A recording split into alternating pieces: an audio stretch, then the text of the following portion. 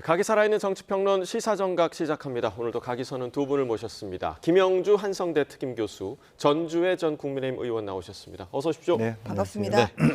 자, 오늘은 국민의힘 이야기로 시작을 해보겠습니다. 자, 국민의힘 어제는 박정희 전 대통령의 생가가 있는 구미를 찾아서 이재명 정부를 강하게 규탄했습니다.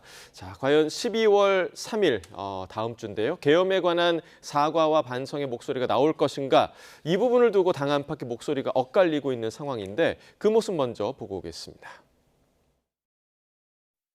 우리가 이곳에 나와서 대한민국을 위해 우리의 자녀들의 미래를 위해 소리치는 것을 아스팔트 세력이라 손가락질 당하는 그것이 부끄러운 것이 아니라 여러분 나라가 이렇게 쓰러져 가는데도 한마디 하지 못하는 것이 부끄러운 것입니다. 여러분, 내년 지방선거 승리를 위해서 대한민국을 지키기 위해서 하나로 뭉쳐서 전진할 때입니다.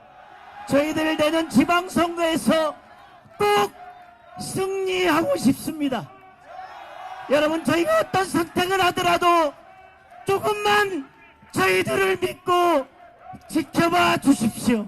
사과는 이미 우리가 비대위원장 시절에 사과를 했고 그것을 더 나아가서 또 새로운 사과를 할 만큼의 지금 상황이냐. 중도층은 투표를 하지 않을 가능성이 많은 분들이고 한편으로 정치적으로 좀 무관심한 분들이 많잖아요.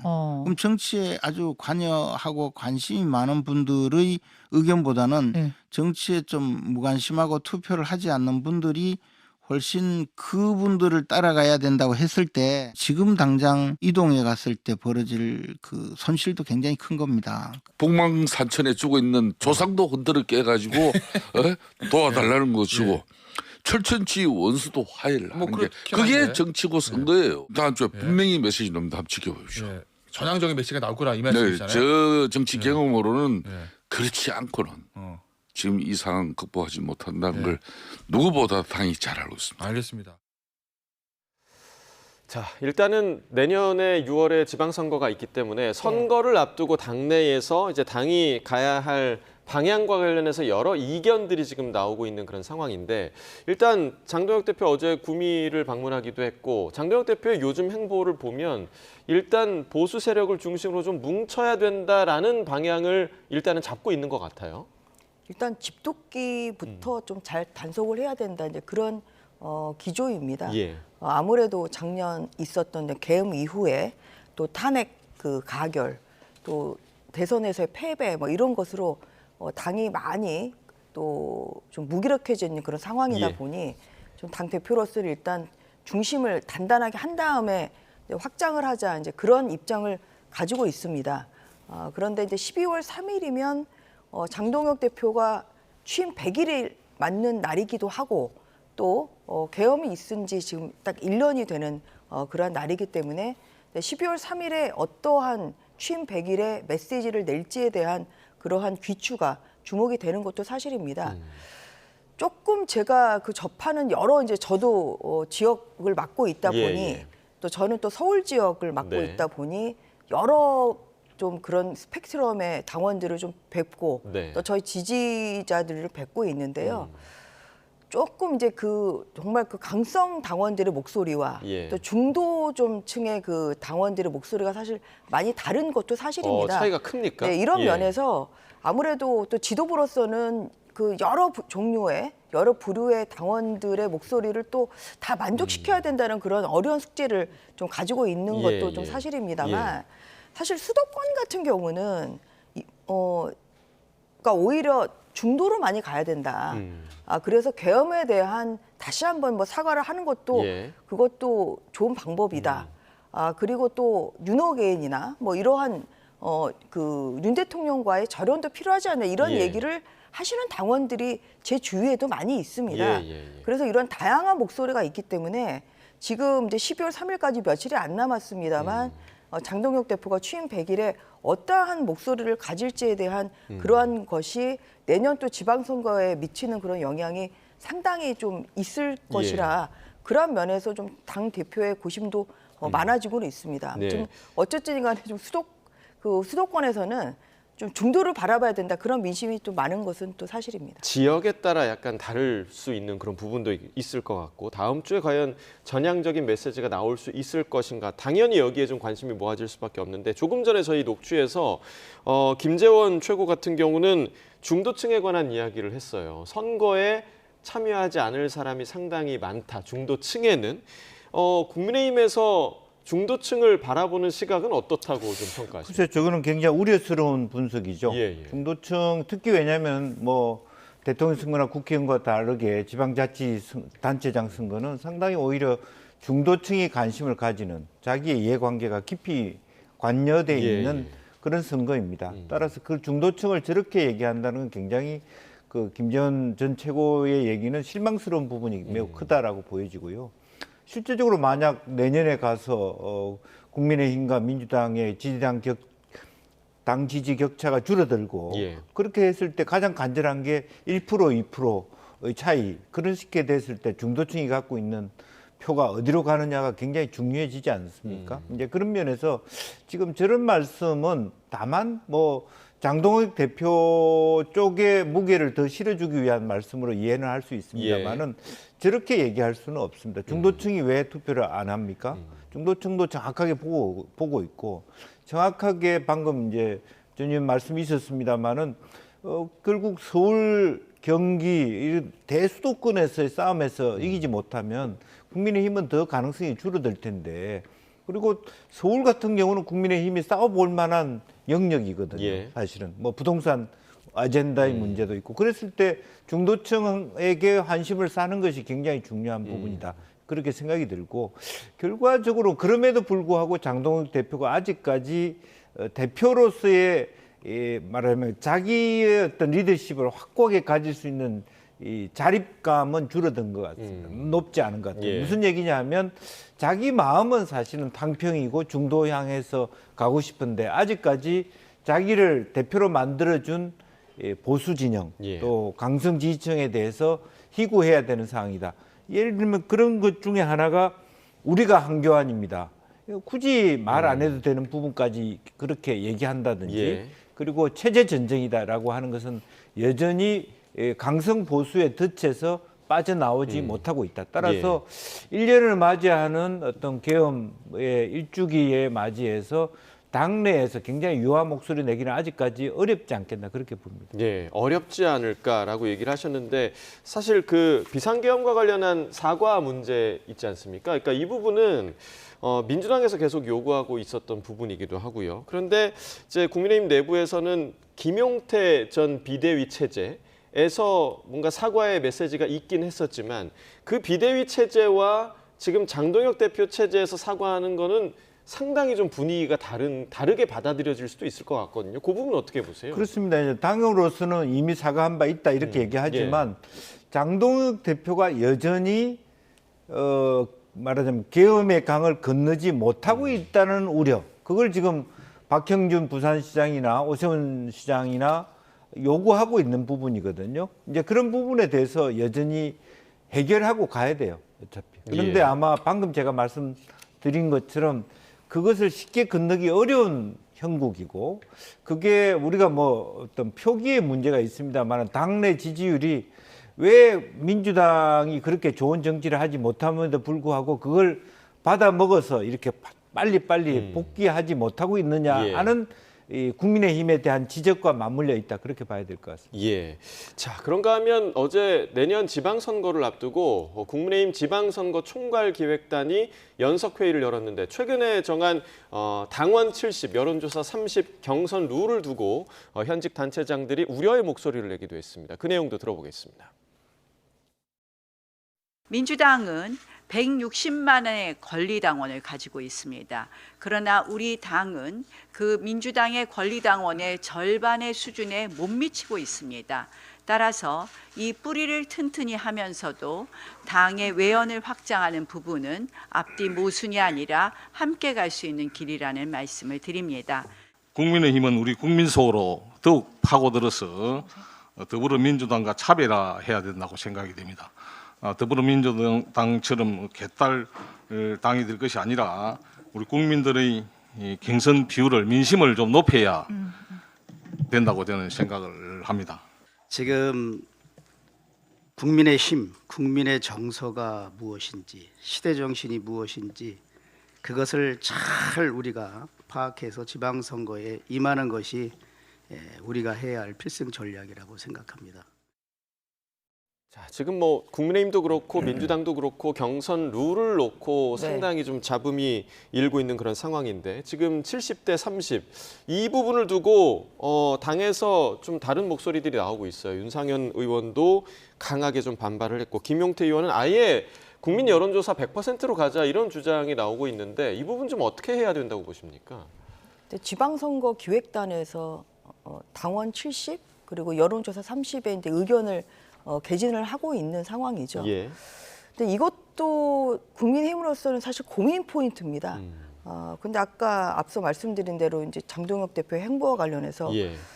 제가 21대 국회에서 2년 동안 장동혁 대표와 법사위 활동도 같이 했습니다만 전 제가 본 장동혁 대표는 굉장히 전략적이고 또 민심을 잘 읽기 때문에 예. 어떤 그런 지금은 우여곡절을 겪고 있습니다만 내년 지방선거의 승리의 방법을 위한 그 고민을 많이 할 거라고 생각을 하고 또 그러한 방법을 굉장히 현명하게 할 것이라고 저는 믿고 있습니다. 예. 근데 그런 차원에서 연장선상에서 말씀을 드리면 현재 국민의힘의 고민은 뭐냐. 지금 국민의힘의 책임당원이 한 80만이 좀 안 되는 그런 상황입니다. 계엄 이후에 사실 많이 탈당하신 분들도 많고요. 근데 반면에 지금 민주당은 한 160만 정도 권리당원이라는 그런 수치가 나오고 있습니다. 한 2배 정도의 차이가 나거든요. 그래서 내년 지방선거 기획단에서 이제 제시한 것은 뭐냐면 당성을 많이 보겠다 지금 이런 거거든요. 당에 대한 기여도 또 당에 대한 어떤 그 충직도 뭐 이런 것인데 그와 관련해서 결국은 당원을 좀 배가를 해서 당세를 확장해야 되는 그런 상황입니다. 예. 그러면 당세를 확장하기 위해서는 새롭게 당원을 가입하는 분들에게도 뭔가 거기에 대한 어떤 동기부여가 있어야 되지 않겠습니까? 이제 그런 차원에서 이 내년 지방선거를 앞두고 선거기획단에서 기획한 것은 당세를 좀 확장을 해야 된다. 예. 그러기 위해서는 좀 뭔가 그 당원들의 그런 그 참여도를 좀 높이기 위한 방법으로 이러한 그 지자체장이랄지 이런 이제 후보를 선택하는 데 있어서 좀 경선에 있어서 비율을 현재 5대 5제 7대 3으로 높이자. 이제 그러한 방향으로 지금 예. 생각을 해서 7대 3의 좀 비율이 지금 나온 겁니다. 그래서 그러한 면에서 현재 좀 의기소침해 있는 당원들 그리고 또 새로운 사실 당원들의 확충이 굉장히 필요한 국민의힘으로서는 이러한 그 당원들의 참여를 유도하고 또 가입을 유도하는 방법으로 이런 7대 3의 비율을 고민을 해서 예. 제시를 했다는 그런 말씀을 드리고요. 거기에 대해서 아직 최고위원회에서 통과가 된 것이 아니기 때문에 다양한 의견을 수렴 중인 예. 것으로 알고 있습니다. 예. 이것이 확정이 된 상태는 아니고 아까 그 여러 지자체장들이 말씀하신 것처럼 뭐 주광덕 시장도 지금 남양주 시장이라 본인의 선거가 굉장히 절실하죠. 네네. 그래서 또 밖에서 보기에는 국민의힘이 뭔가 민심을 오히려 반영하는 모습을 보여야 되는데 역행하는 그런 모습으로 보이기 때문에 그러한 면에서 현장에서 뛰고 있는 이런 지자체장들 같은 경우는 사실 더 오히려 5대 5 정도가 더 타당하지 않나 이런 예. 의견도 제시가 되는 것이 그것이 또 합리적인 그런 방향이고요. 네. 그러한 면에서 뭐 최고위원회에서 여러 가지의 그 의견을 좀 그 경청을 해서 현명한 결정을 할 것으로 다만 생각합니다. 이제 여기서는 이제 일각에서 당 일각에서 장동혁, 나경원 이 콤비가 상당히 장기적으로 당을 장악하기 위해서 강성 지지층을 중심으로 가기 위한 전략이다. 그런 시각도 있더라고요. 예, 그런 시각도 있습니다. 그러니까 70% 된다는 것은 이미 인지도가 높은 기존의 단체장들보다는 당심이 강한 사람으로 후보를 교체할 의중을 가진다. 예, 예. 또 하나는 나경원 전 원내대표가 여전히 나경원 대표가 서울시장의 뜻을 갖고 있어서 자기의 유리한 말하자면 그 경선 구도를 만드는 시도이다. 이렇게 하나의 어떤 뭐 루머 비슷한 부분입니다만은 예, 예. 너무 지나치게 민주당에 대한 우려와 비슷하게 국민의힘도 강성 당원들의 의존하는 그런 지도부의 공고화를 위한 전략 아니냐 이렇게 우려하는 그런 시각도 아까 저 있다는 말씀드린 것처럼 이제 그 기획단에서는 어떤 그런 그 당세 확장이 필요하다는 차원에서 한 것인데 한편으로는 또 그렇게 보이는 시각이 있죠. 뭐 특정인을 배제하기 위한 것 아니냐, 아니면 뭐 특정인을 위한 것 아니냐 그러는데 제가 확인한 바로는 그 기획단 한 명 한 명이 의견을 좀 제시해서 공감하는 의견으로 이렇게 모아서 7대3으로 된 것으로 알고 있습니다. 예. 자, 그리고 이제 최근 국민의힘에서는 한동훈 전 대표를 향한 비판의 목소리도 계속해서 지금 쏟아지고 있는 그런 상황인데 내년 지방선거 재보궐 공천을 두고도 여러 가지 목소리가 나오고 있습니다. 함께 들어보겠습니다. 무서워서 한동훈의 이름을 거론하지 않는 것이 아니라 지금 국민의힘에서 한동훈의 이름이 거론될 자리가 없기 때문에 거론하지 않는 것이다라고 말씀드리는 게 맞을 것 같고요. 왜 이렇게 일부 레거시 매체나 이렇게까지 한동훈이라는 이름을 집착하면서 영웅 만들기에 나서는지 한번 묻고 싶다. 근데 예를 들어 한동훈 대표가 나 가장 어려운 데 가서 뛰겠다. 내가 뭐 계양 가서 뛰겠다. 아니면 뭐 정말 호남 가서 뛰겠다. 그래서 거기다 대고 가지 마세요. 절대 당신을 보내드리지 않겠습니다. 이러진 않을 거거든요. 저는 괜히 상계동 가서 3번 떨어졌으니까. 쉽게 가는 길로 가면 항상 쉽게 무너질 수밖에 없는 거고. 네, 여러 목소리가 나오고 있는데 지금 뭐 이준석 대표 얘기는 만약에 한동훈 전 대표가 험지 선언을 한다면 공천 가능성도 있지 않겠냐 뭐 이런 얘기거든요. 가능성 어떻게 좀 보십니까? 뭐 실제로 전반적으로 지금 그 당내 기류가 여전히 냉랭하거든요. 장동훈 대표하고 한동훈 그 비대위원장하고의 관계가 아직까지 그 배신자 프레임이 계속 존재하는 그런 모습이잖아요. 그리고 실제적으로 뭐 론스타 관련해서는 상당히 한동훈 대표가 굉장히 열 역할을 하고 있는데 당이 그걸 포커싱하고 있지 않습니다. 제가 오늘 우리 YTN 오면서 요 앞에 바로 한동훈 전 비대위원장의 지지자들이 당원 모집하는 것을 봤어요. 이런 부분들이 계속적으로 평행선을 달리고 있거든요. 그러니까 한편으로 보면 뭐 계엄에 대한 사과 이전에 당내 화합부터 하라 이제 이런 논의도 있고요. 그런 의미에서 아직까지는 한동훈 대표가 출구 전략을 찾기가 굉장히 쉽지 않은 그런 과정이다 그렇게 봐야 될 것 같습니다. 만약에 저희가 조금 전에 경선률 얘기를 했는데 7대3으로 가게 되면 한 전 대표에 대한 공천이 좀 어렵지 않을까요? 어떻게 좀 보세요? 공천 기준을 어떻게 하느냐에 따른데 이제 방금 김영주 교수님 말씀하신 대로 이 당원 중에서도 또 한동훈 대표를 지지하는 당원이 많고요. 그렇죠. 그리고 오히려 7대3이 된다고 하면 한동훈 대표를 지지하는 분들이 오히려 당원 가입을 더 많이 하겠죠. 그렇기 때문에 지금 이 앞에서 이 방송국 앞에서 당원 가입을 하는 걸 보셨다 지금 그런 말씀을 좀 하시는 거 아니겠습니까? 그래서 어떤 그런 당원 비율을 아무튼 높이는 것이 꼭 뭐 플러스적인 면도 있고 또 마이너스적인 면도 좀 있다는 말씀을 드리고요. 저는 그 개인적으로 한동훈 대표가 또 국민의힘에서 충분히 또 역량을 펼칠 수 있는 그러한 기회가 있을 거라고 생각합니다. 근데 본인 말로는 내년에 지방선거는 안 나가겠다고 좀 이야기를 좀 하신 게 있다 보니 뭐 서울시장이나 뭐 이런 방향은 아니지 않겠습니까? 근데 그렇다고 하면 이제 재보궐 선거가 이제 생각이 될 수가 있는 건데 지금 재보궐 선거도 좀 확실한 지역이 아직 확정이 안 된 상태거든요. 그래서 지금 확실한 것은 오히려 인천 계양을 이런 부분이다 보니 이준석 대표 입장에서는 그런 험지라고 하면은 충분히 그것은 본인의 어떤 당의 기여도도 하고 어려운 곳에 가서 뛴다는 뭐 이러한 이제 의견을 좀 제시는 하고 있습니다만 아직 재보궐 선거 지역이 확정이 아직 안 된 상태이기 때문에 내년 선거에 출마를 하게 될지 말지 좀 이것은 조금 더 봐야 되는 상황 아닌가 싶습니다. 좀 지켜봐야겠고요. 지금 이제 민주당 같은 경우는 조국 혁신당과의 이제 연대 가능성에 포커스가 맞춰지고 있는 부분이 있는데, 자 조국 혁신당 신임 대표죠. 11개월 만에 돌아왔습니다. 어제는 우상호 정무수석을 만났고요. 오늘 오전에 정청래 민주당 대표를 만났습니다. 그 장면 먼저 보시고 이야기 나누겠습니다. 먼저 영세정당 대표를 환대해 주셔서 감사드립니다. 정청래 대표님 다시 뵙게 돼서 반갑고요. 공적인 걸 떠나 사적으로도 제가 정치하기 전부터도 정 대표님 제가 좀 존경하고 사랑하는 사이였는데 이렇게 뵙게 되었습니다. 지난해 사실은 총선 끝나고 저희가 정 대표님을 저희 당 당선자 워크숍에 초청을 했습니다. 그때 참 피가 되고 살이 되는 조언을 많이 주셨고 지금도 저희 당 의원들이 그때 그 가르친 교훈에 아주 여전히 감사하고 있고 많은 도움이 된다. 의정활동에 마음이 도움이 된다는 얘기를 많이 하십니다. 그리고 12월 3일에 내란 터지고 국회 앞에서 광장에서 모두 같이 손잡고 어깨 걸고 윤석열 탄핵을 외쳤습니다. 그때 우리 모두 동지였고 한 배를 탄 운명 공동체였다 생각하고 있습니다.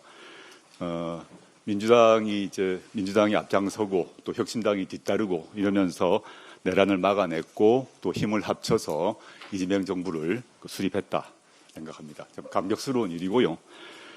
다들 뭐 너무나 아시다시피 더불어민주당이 제1당이자 여당입니다. 또 게다가 저보다 정치 선배시고 정치를 훨씬 더 많이 하시고 경험도 두터운 우리 정청래 대표님이 민주당을 이끌고 계셔서 저는 참으로 다행이다 생각하고 있습니다. 저는 이재명 정부의 성공은 특정 정당의 문제가 아니라고 생각합니다. 대한민국이 현재의 그 선진국 위상을 유지하면서 또 제도약하느냐 아니면 지체 또는 후퇴하느냐 이런 문제이라고 생각합니다. 만에 하나 내란 세력이 재집권하는 일이 있다면 우리는 모두 큰 죄를 짓는 것이라고 생각하고요. 상상하기도 싫은 대한민국의 비극이라고 생각합니다. 이재명 정부의 성공, 민주개혁정부의 재집권을 위해서 조국혁신당은 어느 누구보다 앞서서 뛸 것입니다. 그리고 계엄이 일시적으로 멈췄지만 곳곳에서 제2의 비상계엄 내란을 꿈꾸고 있는 것은 아닌가라는 의심이 들 정도입니다. 그것이 제도권 아니든 제도권 밖이든 그렇습니다. 윤어게인을 외치는 세력이 지금도 엄존하고 있습니다.